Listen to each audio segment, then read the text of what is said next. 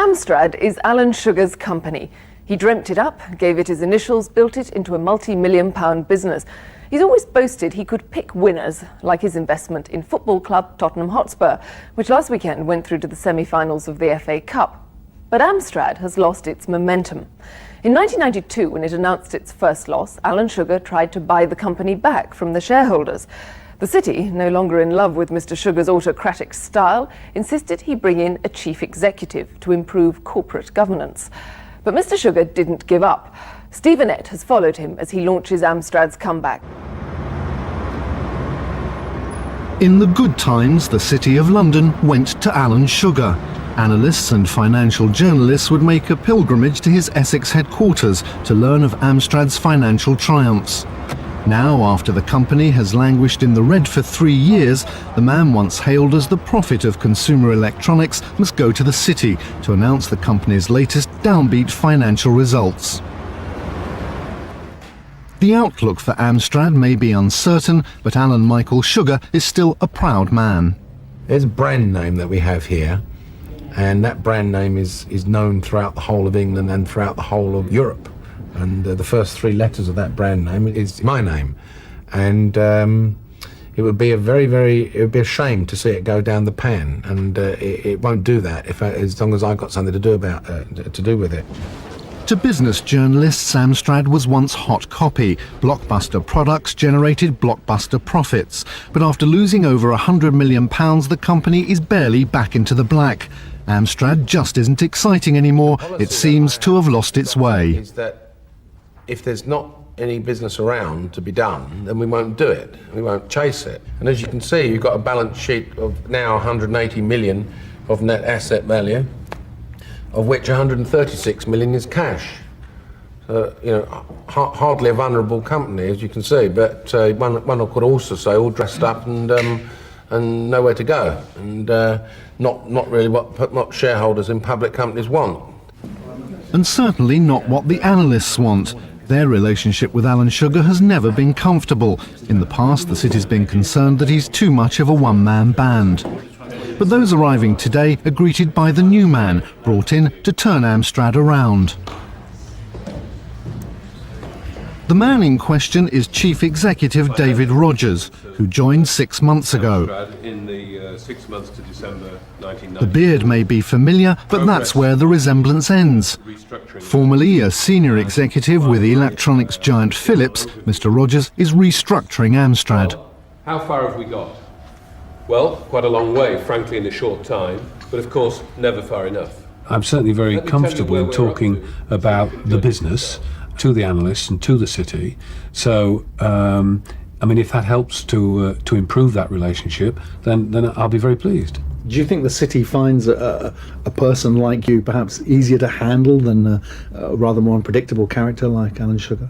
Yeah, I mean, maybe they do, but on the other hand, conversely, you know, I suspect that the press find me pretty boring. So probably yes, and the press probably say, "Oh, what are you on?"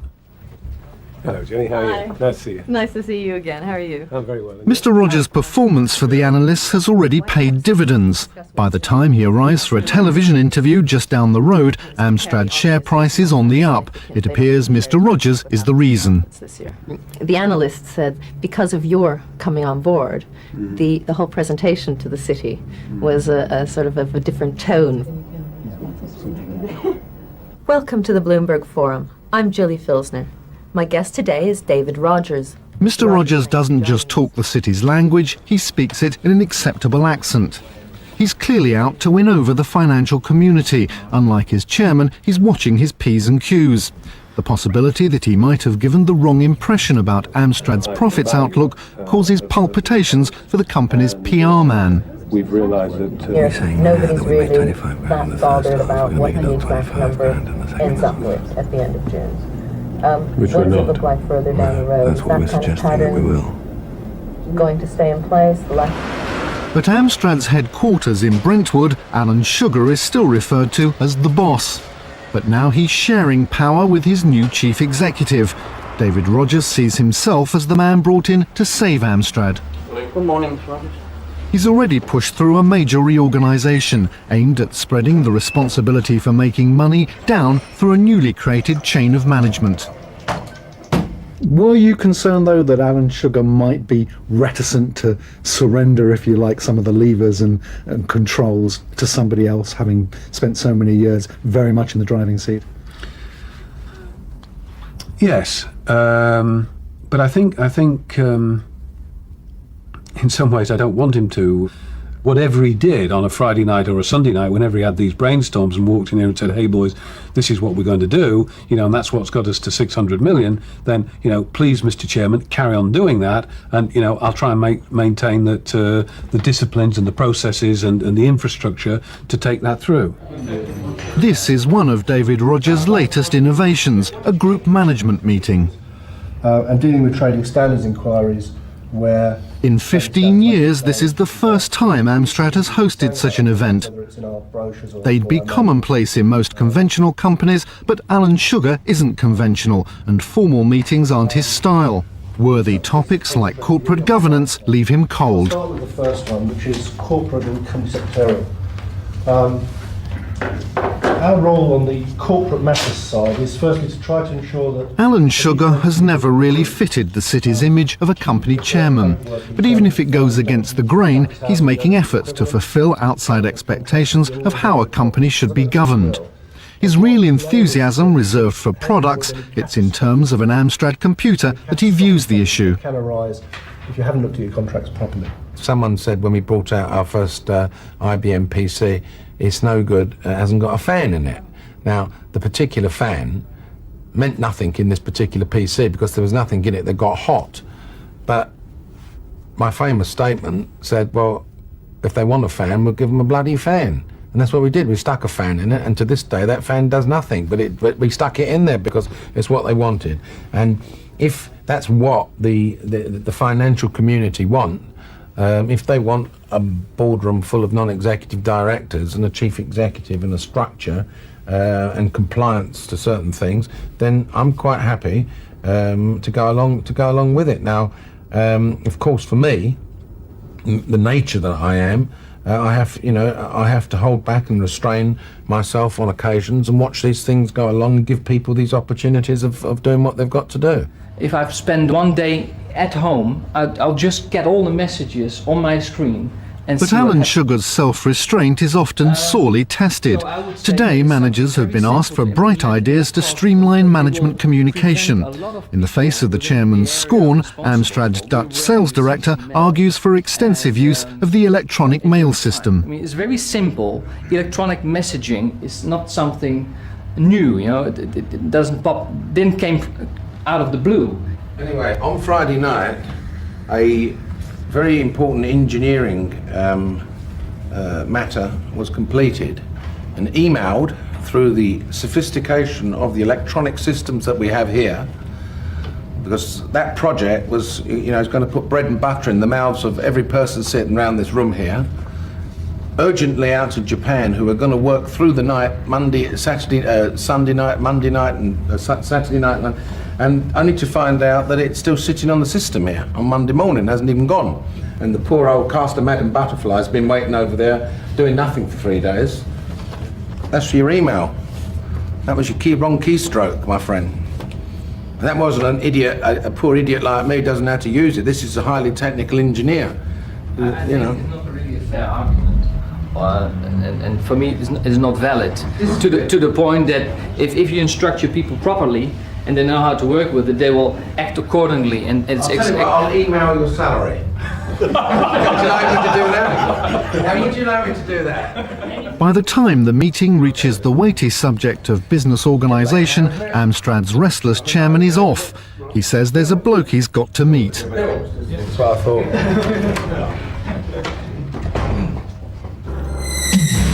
The Amstrad 8256 is a complete word processor. Back in the 1980s, when a stream of innovative Amstrad products were taking the market by storm, thoughts of corporate structures couldn't have been further from the minds of the company's employees. Their biggest problem was producing enough products to meet booming demand. Alan Sugar was the uncrowned king of consumer electronics. The Amstrad 8256, more than a word processor, for less than most typewriters.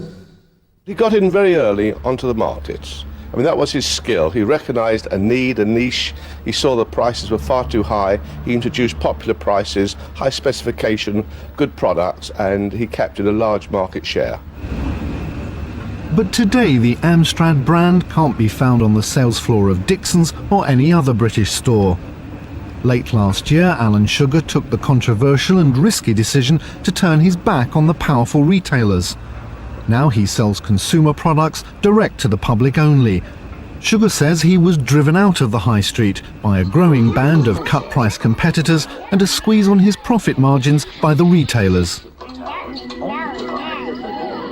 I've never ever had an experience such as with Amstrad where our business has deteriorated from, say, 75 million retail 5 years ago to nil today. I mean, this is the best example of commercial suicide I've ever experienced. How long do you want to carry on selling goods for zero margin? I mean, you know, all the people in this building want to get paid. So how can you continue to sell stuff for zero margin? What has happened in the computer industry is that there is really no room for a middleman dealer retailer. Well, this is just absolutely not true. He's the only supplier who's ever taken what I think is a suicidal course and decided not to go through the retailer. The retailer covers the country, gives excellent service. No one's ever gone direct before and made any money. The high street is where the people walk. Whether they're going to actually spend their money there is another story. If you walk into the high street store, you'll see all the major... I think you'll see, if you walk into the high street stores, or better still, if you read the national newspapers, normally on about a Thursday or Friday, certain leading retailers will be advertising high screen, honky-tonk, this one, that one, Matsuyu, hoopy, and all that. The PC you're about to use is just one of... But there's one name in computers that Alan Sugar is banking on. Welcome to Vigeland. Good afternoon. How may I help you? Vigeland is a successful computer manufacturing business which Amstrad acquired 2 years ago. £60 million bought not only a profitable company but also years of experience in marketing to the public. Vigeland was a British pioneer in the direct selling of personal computer systems. Will the motherboard of the 75 megahertz fit into the tower case? Because there might be a slightly different size up and down. You'll see on the back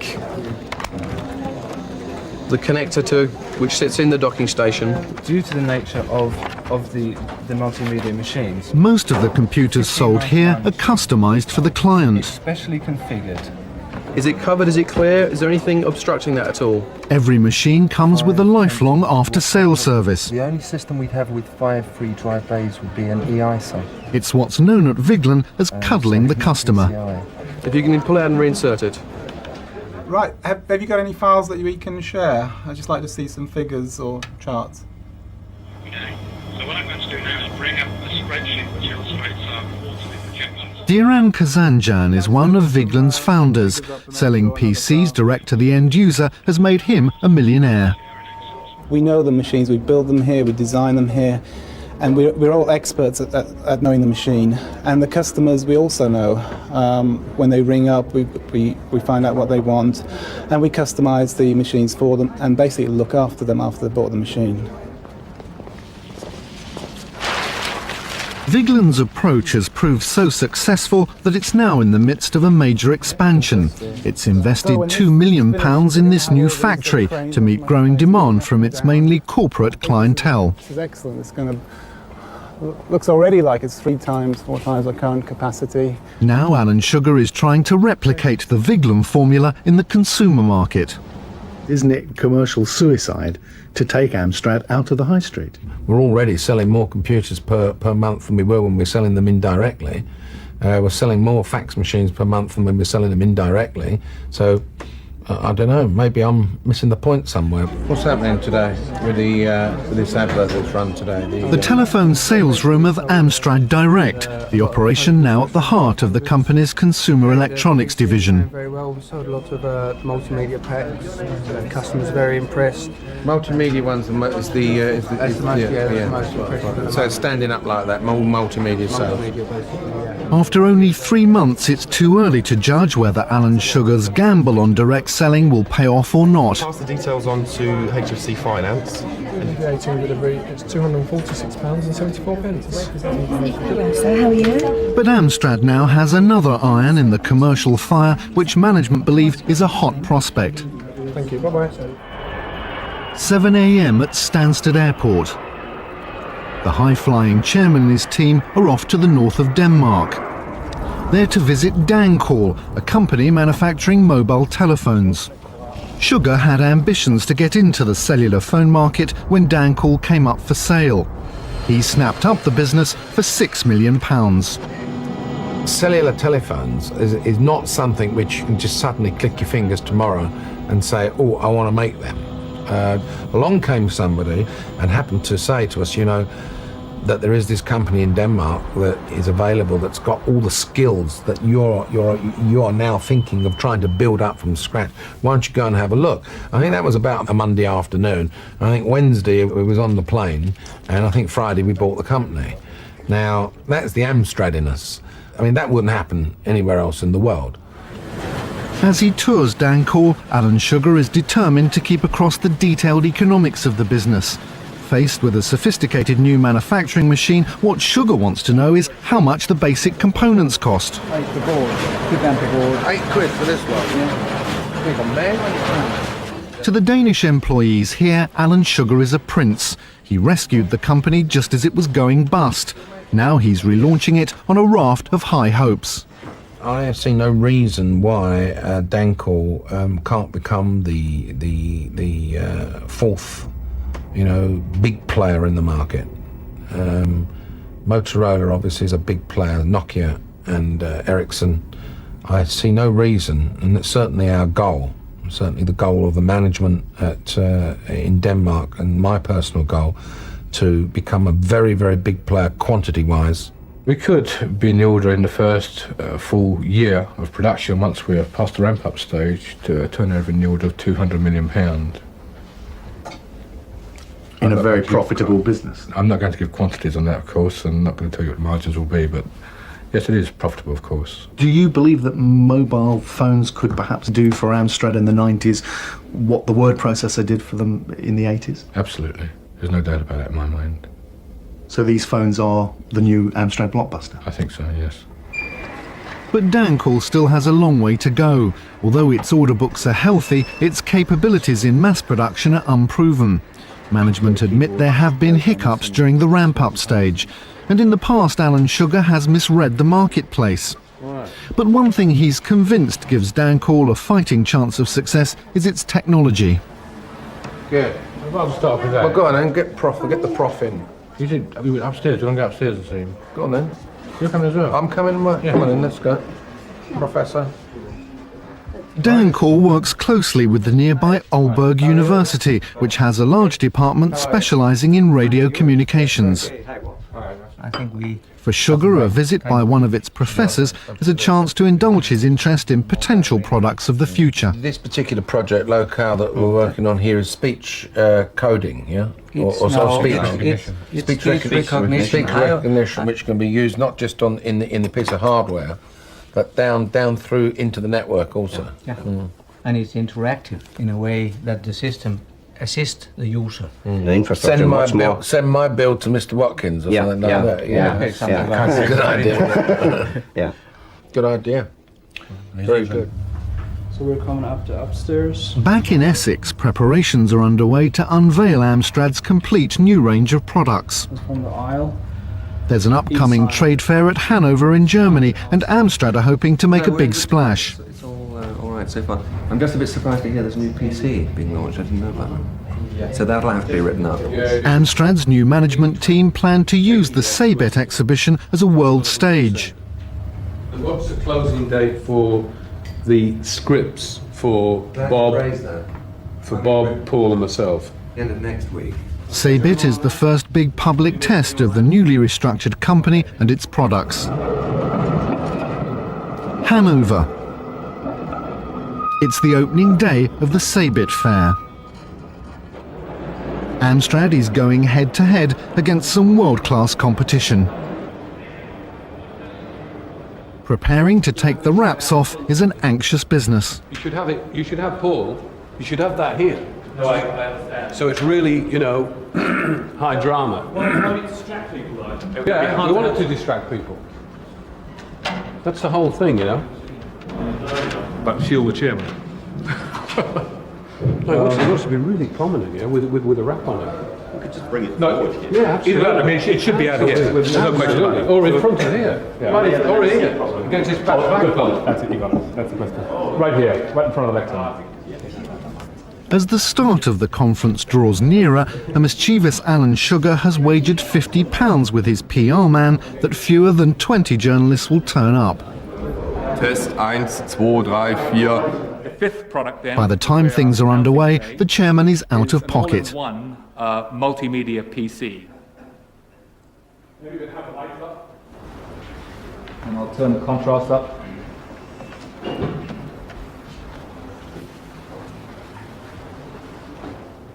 We believe that these devices are really going to be the kinds of devices that are best fitting into the home environment.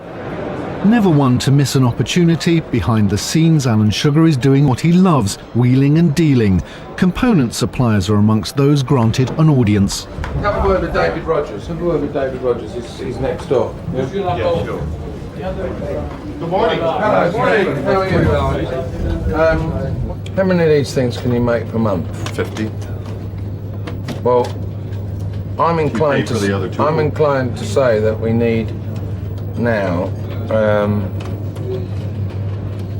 We need 20,000 a month. We need in August and September 20,000 out of the factory. It's possible. Each line can do 25,000 a month. We've got 2 lines set up. We can go to 3, so it's all possible. So that's a major change from where I saw you on Monday. Okay, I think I can shift that volume. I mean, I haven't even spoken to him about this. He doesn't know where I'm coming from, but it really involves a lot of TV advertising, national press advertising, and it'll be some time before it's clear whether Amstrad's efforts at Sabit have paid off. In the more relaxed atmosphere of an Essex hotel, Alan Sugar is hosting a dinner for his new management team. Despite all the upheavals of recent months, he's still undisputed head of the table at Amstrad. I know the vineyard very well. You do, yeah. I bet you know. Third vine on the left, that one came from. Make sure Mr. Rogers pays for it. I have made a lot of money in my career.